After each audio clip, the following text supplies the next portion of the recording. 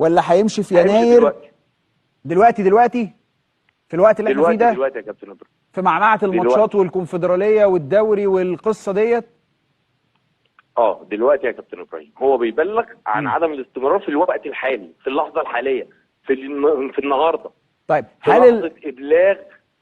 هل الموضوع من ناحيه نادي الزمالك هيبقوا عادي بالنسبه لهم ان كده، ولا هم عندهم اجراء تاني هيبتدوا يتعاملوا فيه مع الراجل، يقولوا له طب احنا هتاخد ادي مستحقاتك يا سيدي واقعد معانا ونسوي وبتاع، احنا متمسكين بيك زي ما احنا مسامعين وعارفين، وبالتالي نقفل موضوع العرض اللي جاي لك ده ونقفل موضوع القصه اللي انت جاي لك دي ونقعد طالما انت ما مضيتش فانت تفضل معانا؟